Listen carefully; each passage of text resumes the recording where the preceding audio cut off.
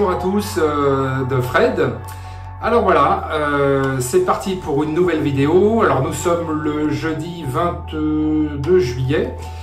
Il est exactement 2 h du matin. On se lève tôt pour les chasser. Alors on a décidé avec Robert et peut-être d'autres copains s'ils veulent se joindre à nous, à faire une chasse de radiosonde nocturne. Alors on a emmené les lampes frontales, etc. Enfin c'est toujours sympa de se retrouver comme ça en copain en pleine nuit pour récupérer la radiosonde. Alors la particularité de cette chasse, c'est pas le fait qu'elle soit que en nocturne, c'est aussi parce que Météo France nous a annoncé que à partir d'hier, donc mercredi 21, que les radiosondes nîmoises étaient lancées avec des modèles de type M20 à la place et en remplacement des M10 de façon définitive. Alors pour nous c'est un petit peu une première aussi de pouvoir récupérer et de chasser une M20, on ne sait pas trop le comportement qu'elle va avoir, d'autant plus qu'elles sont plus légères, on le verra sur place, le gaz utilisé dans le ballon sera différent, on vous expliquera ça au fil du temps. Et puis on va voir un petit peu, étudier un petit peu son comportement et on va tâcher de filmer tout ça on va croiser les doigts en espérant pouvoir la retrouver. Voilà, donc il est l'heure, les copains vont pas tarder à arriver, on va partir et comme tu mets se mettre sur un coin haut et essayer d'écouter et de décoder tout ça. Voilà, donc à tout de suite pour cette nouvelle aventure. Bon bah voilà, les copains viennent d'arriver. Et comme je disais il y a un instant, il est 2 h du mat. C'est bon pour Robert? Oh, ça fait 1 heure qu'on t'attend. Oh, c'est ça. La mauvaise foi de ce garçon. C'est Olivier, ça va et toi? Ouais, t'es éblouissant en fait. Je suis obligé de mettre la lampe frontale parce qu'à cette heure-là, il fait nuit. Il n'y a pas assez de lumière, c'est là? Si, c'est bon, impeccable. Bon, Hop, j'éteins, je la rallume. Non, il y a tout ce qu'il faut. Bon, vous êtes pareils les copains? Ouais, nickel. Bien sûr qu'on est pareil. Bon. Tu vois rien, hein? Ouais, moi j'ai pris la lampe frontale. Là, on me voit mieux comme ça. Ah oui, et toi de te voir. Voilà. Bon, allez, on se gare et puis on rassemble le matériel, on y va? Ça marche. Okay. Allez, go les copains, c'est parti. Allez, à tout de suite. Il n'y a pas grand monde dans les rues à cette heure-là. Bon, alors on a mis le récepteur en route. Pour l'instant, on l'entend. Oui, mais tu es dans la ville, tu n'as pas grand-chose. Voilà. Il faut être un peu plus dégagé. Alors, on a quand même été obligé de partir à 2 véhicules parce que Olivier a des obligations par la suite, mais c'est pas grave, on se tient au courant via le VHF sur le 145 550 puisque de toute façon c'est la fréquence de veille des chasseurs. On va vérifier ça. Bon, Olivier, tu es toujours là, c'est bon, tu es paré à partir? Ah ouais, paré à partir, pas de soucis, donc préparé pour la chasse. On va la trouver, ce valide. Voilà, l'autoroute de nuit, à la sortie de Marseille. Il n'y a pas un chat. Là c'est impeccable. Toute l'autoroute derrière est en travaux, donc ils ont bloqué l'accès autoroutier. Ce qui veut dire que là on est vraiment arrivé sur la sortie accessible d'après. Donc là il y a impeccable, il n'y a personne. Ce qu'il y a de bon cette nuit-là, c'est la température. Hein. Ah ouais, c'est vrai, il fait encore, t'as vu, regarde la température, 23 degrés là. Ouais. Ah.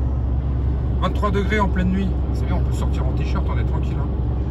Ça rafraîchit par rapport à la journée, comme tu vois. Voilà, on entend toujours la radiosonde. Elle doit être à peu près à 19 ou 20 000 mètres dans ces eaux-là. Donc on vient de s'arrêter, on va descendre de voiture. On va s'arrêter sur le point haut. Alors les lumières que vous voyez là-bas au fond, c'est l'aéroport de Marignane.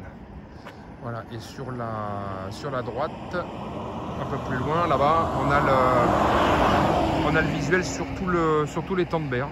Voilà, donc elle devrait atterrir, façon de parler, parce que c'est peut-être même amérir. Elle risque de tomber, on a une chance sur 2 pour qu'elle tombe carrément dans les temps. Hein. Voilà, donc on s'était arrêté ici, on se positionne là.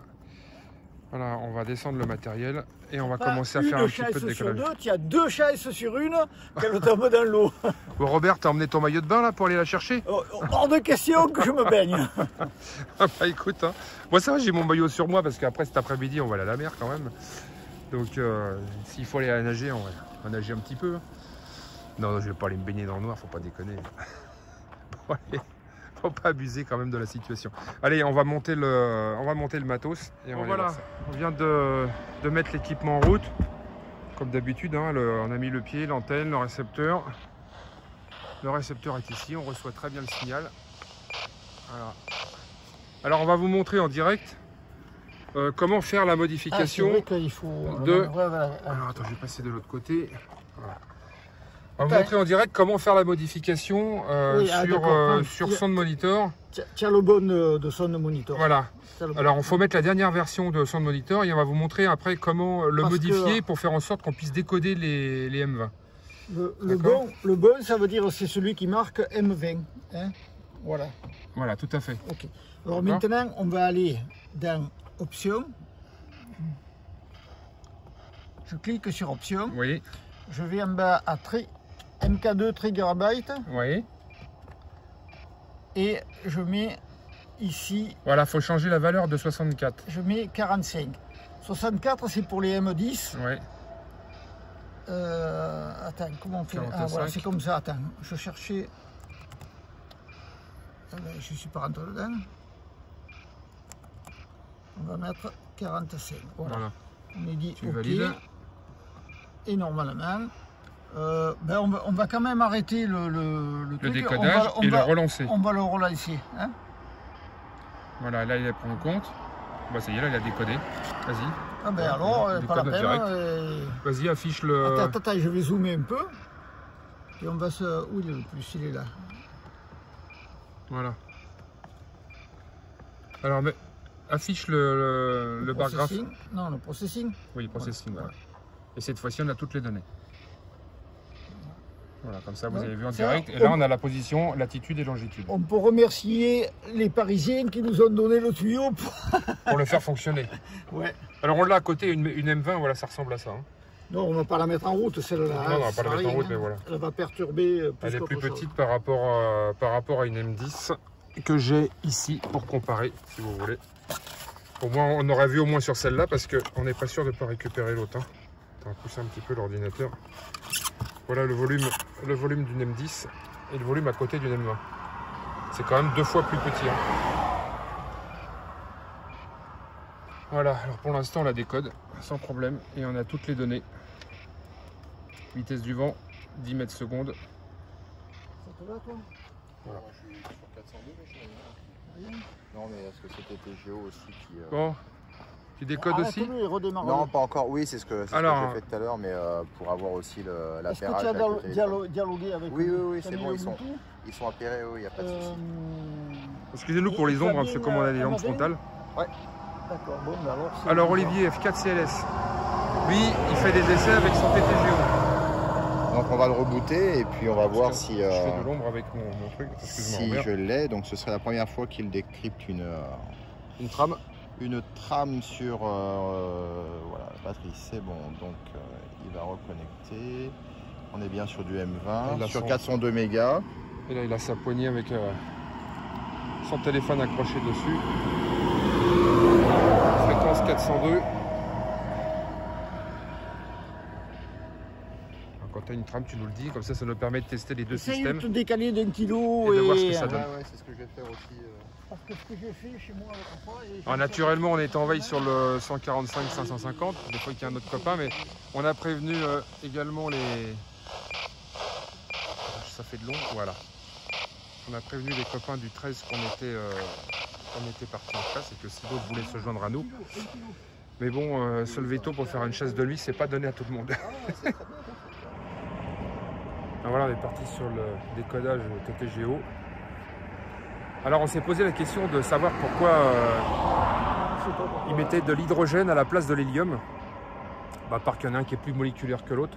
Je pense que c'est pour une question de coût d'énergie, bien évidemment, puisque, sauf erreur de ma part, l'hélium, c'est un gaz naturel qu'on a beaucoup de difficultés à trouver sur Terre et qui coûte cher.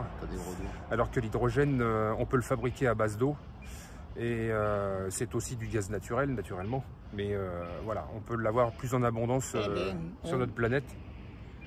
Et par conséquent, ça coûte moins cher. Alors maintenant, c'est de savoir un peu comment va se comporter le ballon avec de l'hydrogène à la place de l'hélium.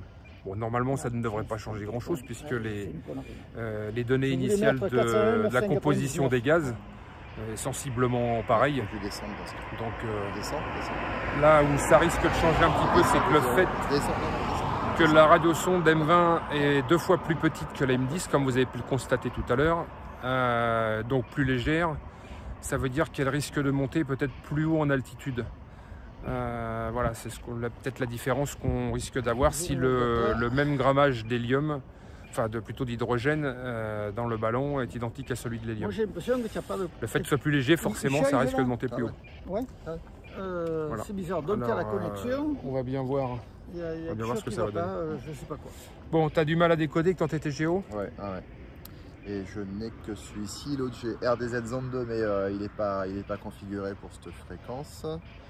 Et l'autre TT Géo. Alors il y a peut-être une modification à faire aussi dans les paramètres? Ouais, non, normalement ça devrait être bon, puisque j'ai vu. Bon, c'est pas très. Alors pendant ce temps, c'est une grande discussion. Hein. Pendant ce temps-là, ça continue de décoder.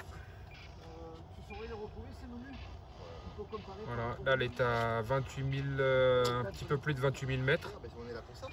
C'est en gros l'altitude une M10 sur laquelle il y a le burst, c'est-à-dire l'éclatement du ballon.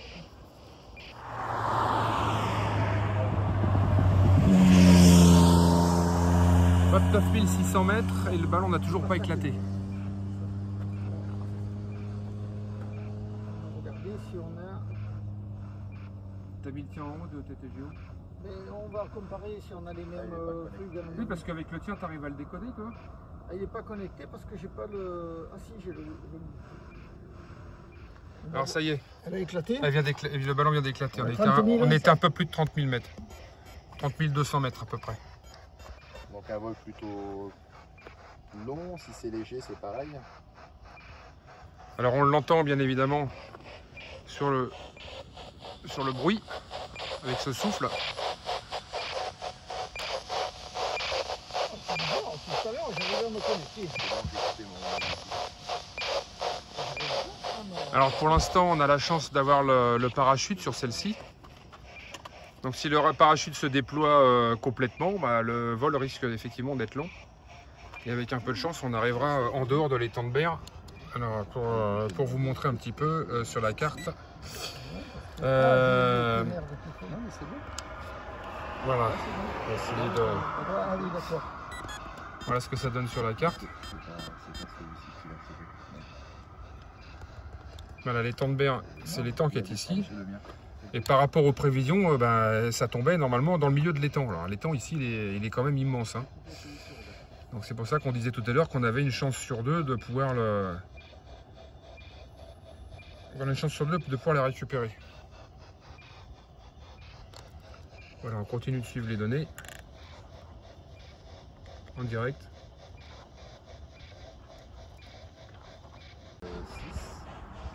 Toujours en pleine discussion. Et toi, tu es à 12 500. Pas du tout les mêmes paramètres. Par contre, 12 500, moi, il va falloir que... Alors, ça fonctionne le tien, Robert, de TTGO? Oui. Ouais, mais il faut se connecter pour rentrer dedans. Donc, attends, mais je vais arrêter le mien alors. Et oui, la problématique, c'est que si vous mettez les deux en route, vous passez par Bluetooth, il y a de la perturbation forcément. Et oui, donc il faut mettre ou l'un ou l'autre, pas les deux en même temps. Alors voyons les copains. Il y a une belle pleine lune là-haut. Oh mais moi j'ai pas besoin du TTGO moi. Je travaille à l'ancienne avec son moniteur et ça marche très bien. Par contre on entend toujours le bruit de fading.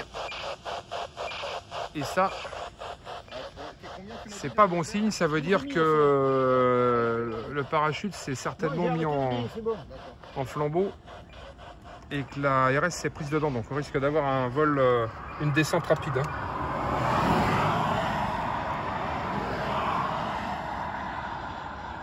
Alors, souviens-toi, Robert, les données que nous avait données notre ami Vigor, qu'on remercie d'ailleurs en passant, qui avait fait aussi une prévision. Et la prévision, lui, il avait fait aussi en vol court comme en vol long. Sur le vol long, il les donnait comme nous. Moi, je ne le remercie pas parce qu'il me fait les prévisions avant moi. Alors, ça m'embête, ça. Ah bah écoute, c'est bien, au moins c'est du travail d'équipe. Il faut quand même pas se plaindre. En plus. Mais bien sûr qu'il a raison. Alors, si c'est en vol court, ça risque de tomber du côté de Fos-sur-Mer et pas sur Berre-l'Étang.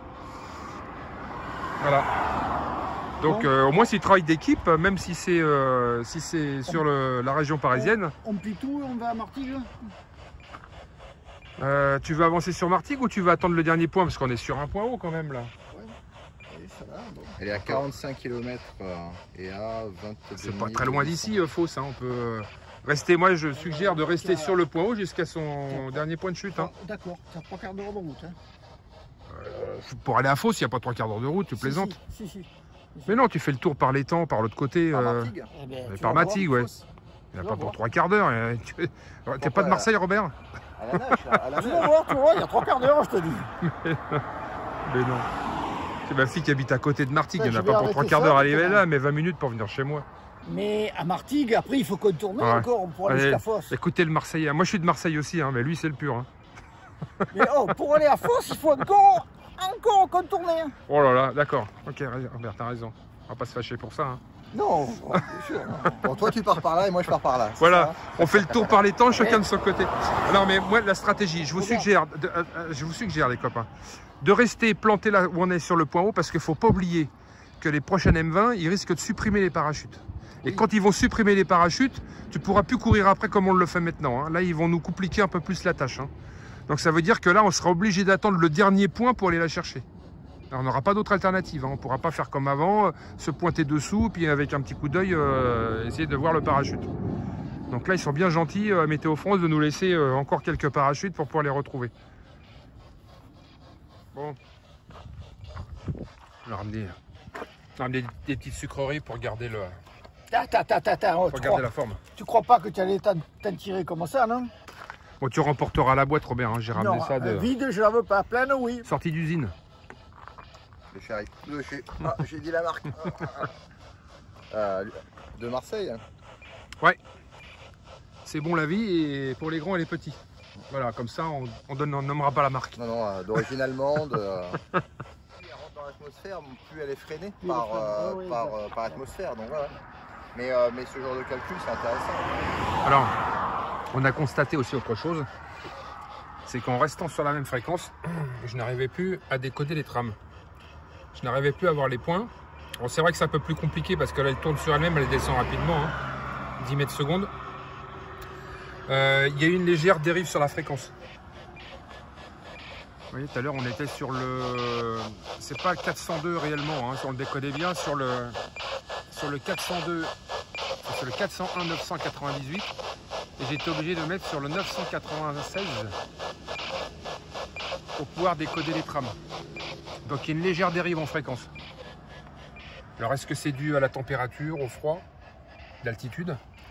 Parce que là en altitude, la température nous affiche moins 57. On le voit ici.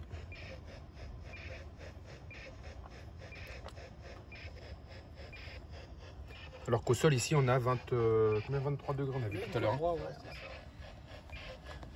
Voilà, on est toujours en attente sur notre point haut. Il y a toujours ce fading, ce qui veut dire que comme la sonde elle est plus légère, ça a dû se prendre dans les suspentes et le parachute il n'est pas ouvert correctement. Ça descend trop vite là. Ouais. 13 mètres, ouais, 14 mètres secondes à 9000 mètres. À 9000 mètres, Ouais. 14 mètres, c'est pas bon. Ouais, non, là, la sonde elle est prise dans le parachute. Alors montre-nous Robert la composition maintenant de la M20. Mais en fait, je vois pas le GPS, il doit être de l'autre côté, mais bon, je peux pas l'ouvrir là. Alors il n'y a plus ces fameuses piles d'un volt 5, les 4 piles d'un volt 5, maintenant c'est une espèce de batterie qu'on voit sur le côté, alors on ne peut pas trop la dépouiller, mais voilà. La batterie bleue là, Ouais. c'est l'équivalent d'une CR123. Ok. Voilà. Et l'antenne 400 L'antenne MHz. c'est toujours la même, hein. C'est toujours la même l'antenne. Mais c'est contre, c'est vraiment très réduit sur la partie électronique. Hein. Je pense que le GPS il doit être derrière de la M20. Ouais. Parce qu'on ne le voit pas là, on ne voit pas le pavé. Ouais, tout à fait. Bon, ok. Moi j'ai pas mis le mien d'ordinateur en route. Pas grave, Robert, c'est le même. Ouais. Pas besoin de mettre de PC en route. Hein. Mais Alors, j'aurais pu mettre un autre récepteur aussi. autre petit constat, elle est revenue en fréquence. Alors, attendez, j'essaie de faire un peu d'éclairage. Voilà. 198. Elle avait glissé un petit peu en fréquence et là elle est revenue. Alors c'est peut-être dû à la température qui a baissé, puisque là maintenant on est moins 1,7 degré. 4000 mètres. Et par contre elle est toujours à 11 mètres secondes, donc elle descend très vite. Hein.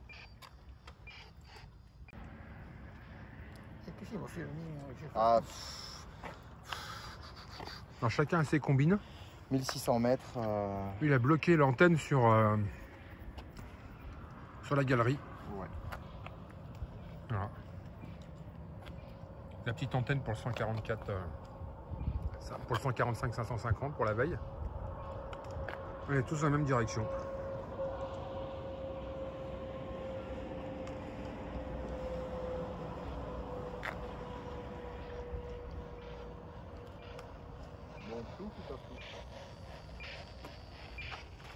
Robert, il est concentré. Hein. Moi je dirais plus. Altitude 1100 mètres. Ouais. Toujours 10 mètres secondes, elle descend trop vite. Ou alors, si elle fait... Bon Robert, t'en penses quoi? Toi le spécialiste. Eh bien, on peut y aller. Hein. Dès qu'on a le dernier point, on y va. D'accord. D'accord, t'as ton maillot? Parce que... Non, elle est à terre. Elle est à terre. Non, bah... Non, elle est à terre, il n'y a pas besoin du maillot. Et puis j'avais dit que je ne prenais pas le bain. Tu veux pas... Il y a un néoprène sinon dans la voiture. Non, pas question. Il fait froid, il fait nuit, j'ai peur. En plus, il a peur. Il a peur de noir. Puis en plus, c'est, je veux pas dire, mais c'est la pleine lune. Je suis à 800 mètres. Et quand c'est la pleine lune, Robert il se transforme. Elle Hein. reste juste à côté. Elle va rester ici, à Istres, Oui, avant. oui. D'accord, ça me va pas mal. Je pense que je suis d'accord avec Robert. Ah, Vous avez intérêt à être d'accord, parce que sinon... alors si, l'avantage mettant de ces fameuses piles bleues soudées, Ouais. c'est que si elle touche le sol, la pile elle risque pas de se déloger parce que visiblement elle est Elle soudée. est soudée, ouais. Voilà. Donc ça c'est déjà un bonus pour nous. Mais quelle est l'autonomie de la sonde, ça? Ah bah là, la pile, oui, c'est sûr que, à mon avis, l'autonomie elle sera moindre. Hein. Au lieu de tenir 24 heures, elle risque peut-être de tenir que 12 heures. Mais ça, à la limite, il aurait presque fallu conserver la RS une fois retrouvée et puis la laisser tourner jusqu'à 400 épuisement. mètres. Ah, 137 Bon, mètres. ça y est, elle a touché le sol. Alors, 137 mètres. comment on s'en rend compte? Bah, simplement parce qu'on n'entend plus le signal. Enfin, on le soupçonne. Donc si on le soupçonne, ça veut dire qu'elle est encore en vie. Donc la pile ne s'est pas délogée puisqu'on vient de dire qu'elle était soudée. Alors, on a sa dernière position à 135 mètres. Voilà, mais elle est descendue à 10 mètres secondes, hein, ce qui est relativement rapide. Température externe, bon, on la retrouve ici, 23,9 degrés. Voilà, et on a le tracé exact. Donc elle aurait touché terre un petit peu avant l'étang du côté d'Istres. Donc on va se rendre de l'autre côté, puisque là on est du côté de Vitrolles. On va prendre le chemin le plus court, se rendre sur Istres. En espérant qu'elle ne soit pas tombée dans la base, Oh, elle est prenable. dans la base aérienne d'Istres. Hein. Bon, on va bien voir. On va s'avancer, mais on a le point. Elle est Voilà, pas loin on a du repris la pont. route. Direction Istres, donc l'autre côté de l'étang de Berre. On a quelques kilomètres à parcourir, mais bon, ça va, c'est pas le bout du monde non plus. Et on s'est mis en veille avec l'ami Olivier, mon copilote, qui a le micro en main. Tu reçois, Olivier? Fort et clair. Oui, ça va. Ben, c'est moi qui ai le micro, alors. Hein. Ça marche. Voilà, Olivier est devant. On a rentré les coordonnées, le dernier point sur son GPS, et puis on va se rapprocher avec ça. Si, là, on a eu vraiment de la chance qu'elle soit tombée à terre, que le vol ait été court. Parce que si jamais elle avait été un poil plus longue, ben, ça tombait dans l'étang de Berre. Hein. Donc là, on a eu du bol quand même. Hein. Enfin, on n'est pas encore sur la radiosonde, mais c'est bien parti, quoi. Qu'est-ce que tu en penses, toi? Ah bah, même si je suis d'un naturel optimiste, moi je le sens super bien là, vu qu'on a perdu la trame alors qu'elle était très très proche du sol. Et puis que les coordonnées qu'on a, donc elles sont redondantes hein, entre différents appareils. Effectivement, il y a un moment je serrais les fesses et je pensais effectivement donc qu'elle était proche de l'étang et qu'elle est tombée, donc qu'elle allait faire un amérissage. Mais non, ouais, on a eu du bol, c'est bien, tant mieux, c'est sympa. Puis on sera pas champion normalement, mais bon, on va pas avoir la peau de course avant d'avoir fait effectivement. F6EUZ, F4CL. Oui, encore faut-il mettre la main dessus. Ouais, Je sais pas, il doit avoir de meilleures oreilles que moi, l'ami Fred, parce que moi je l'entends pas et lui il me dit qu'on l'entend. Bon. Toi, tu l'entends pas non plus dans ta bagnole, non Olivier, F4CLS 6Z. Et si on m'entend. Non, non, je m'entends rien. Mais tiens, regarde, tu vas voir, Robert. Là, on va passer, on va prendre un petit peu d'altitude et tu vas voir qu'on Là, l'entend. on va passer sur le pont, là, ça, on va voir si on l'entend. Écoute, écoute. T'as rien, on parle pas.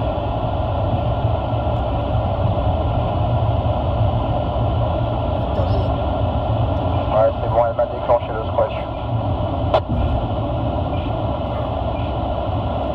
Tu vois, Robert, faut que tu fasses déboucher les oreilles, hein. Je sais pas, il me dit qu'il a entendu, moi j'ai rien entendu. Bien sûr qu'on l'entend. Assis à gauche d'un peu. Voilà, on est de nouveau confronté à un petit dilemme. On vient de s'arrêter parce que, en fait, on est sur une zone. Alors, on n'est pas dedans, mais on est sur une zone de la base militaire d'Istres, la base aérienne d'Istres. On est à 2 km 7. Donc, on est plus très loin de l'ARS. Hein. 2 km 7. Ouais, c'est ça. C'est ce que dit le GPS. Maintenant, Olivier, on va appeler la base. Et on va prévenir de notre passage. Alors, on ne rentrera pas dans la zone militarisée, mais on est juste aux abords, quoi, en fait. Donc, on va quand même les prévenir de notre passage, qu'on ne se retrouve pas avec un fusil sur la tempe. Hein. Robert, tu vas quand même pas finir ta nuit en prison. Qu'est-ce que t'en penses? Qu'est-ce que les voyous, ils les mettent pas en prison, tu veux qu'ils nous mettent en prison à nous? Tu demanderas, tu demanderas à ta chérie de t'apporter des oranges. Bon, allez, on va y arriver. Le canal de Langlade. Et canal de Craponne. Oui, c'est à l'intersection des deux canaux en fait. Ouais, c'est ça. C'est l'intersection des deux canaux. Ok, pas de soucis, c'est noté. Très bien, merci beaucoup. Bonne fin de service. Je vous en prie, bonne fin de service, bon courage, au revoir. Bon, bah voilà, en direct. Hein. On a pu contacter la base, enfin, Olivier a pu contacter la base 10. Et on a visiblement l'accord. On a donné les immatriculations des véhicules. Ça évite de se retrouver face à un fusil. Donc, exactement. Ouais. Comme ça, on est tranquille, ils savent qu'on est dans le coin, pourquoi on est là. Et mais c'est ce que je disais, on n'est pas dans la base même, hein. On est sur la zone extérieure. Ouais, cependant, c'est une route militaire, donc avec restriction de circulation. Donc là, on a l'accord, c'est bon, donc c'est vert pour nous. Bien sûr, puis comme en plus, c'est une base aérienne, ils ont forcément l'éco-radar de la 402 qui doit s'afficher. C'est pas impossible, c'est pas impossible. Et ouais. C'est donc jamais. Bon, allez, on reprend la route et puis bon, on n'est pas loin, on est à peine 2 km. Ouais, ça marche. Ouais, je reste en warning. Ok, go. Voilà. On rentre dans la zone militarisée. On sort de la zone. Non, non, on est dedans, Robert. Alors, on va s'arrêter, là, on l'entend bien, regarde, elle arrive à fond de taquet. Là, sûrement pour droite. Voilà, on va se garer là tranquillement et puis on va finir. Et puis en plus, c'est un terrain plat, donc ça devrait être facile à retrouver. Hein. Il a 43 mètres depuis la voiture. la LED bleue. Allez, on va se garer là. Mais reste comme ça. Alors, on s'est arrêté. Et en fait, effectivement, la LED est bleue et plus verte. Alors, il n'y a même plus besoin... On a là 100 mètres. Alors, je ne sais pas si on peut le voir sur la vidéo. Je vais l'agrandir. On l'a visualisé tout de suite. Hein. Alors, on va essayer de faire un rapprochement. Voilà. Oh putain, il y a des piquants. Dans le milieu de l'écran. Oh, il y a des piquants là. Hein? Il y a des piquants. Dans le milieu de l'écran, on voit la LED qui clignote. Ah ouais, effectivement. Voilà. Fais regarde. Alors, l'histoire d'agrémenter un peu les choses, voilà ce qu'on va traverser. Hein. Là, on rentre là-dedans, se démolit les jambes. Un champ de cactus. Ouais, on retrouve pas ça partout. Hein. Alors, on va rigoler. Et Robert, ah bah oui, alors attendez, il faut que je vous fasse voir. Parce que Robert, comme à l'accoutumée, il s'est mis en short. Comme d'habitude. Hein. Ah bah, j'ai prévu, je suis en pantalon. Regarde, je suis le seul en pantalon. Alors, je vais aller la chercher pour vous, les gars. Hein. Bah, finalement, pas besoin. Enfin, peut-être quand même prendre l'antenne, mais il n'y a pas forcément besoin de prendre l'antenne. Hein. Non, c'est clair. On a l'accès visuel là. J'ai la loupe. Bah moi ça va, c'est pour vous, hein, vous êtes en short. Oh la vache, il y a des cactus partout. Dis donc, il va falloir faire gaffe. Oh mon Dieu. Dis donc. Allez.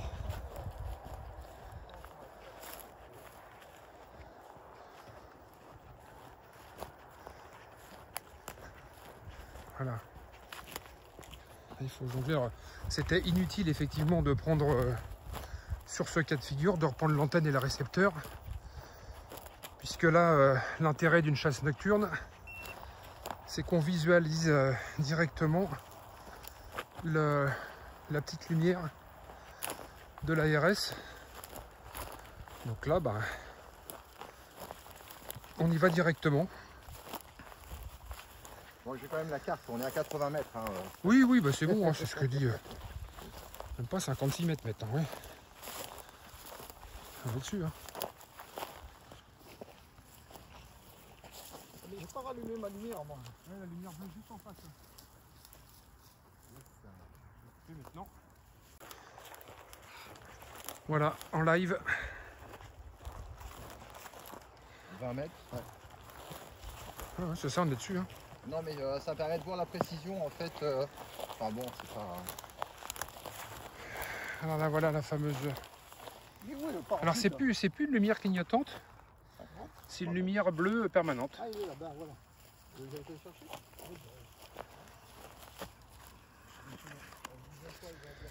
Voilà. La M20 nimoise. Alors, je vais tâcher de mettre un peu d'éclairage. Voilà de cette nuit. Donc voilà en direct. Donc on retrouve cette fameuse petite lumière bleue. La sonde est toujours la même.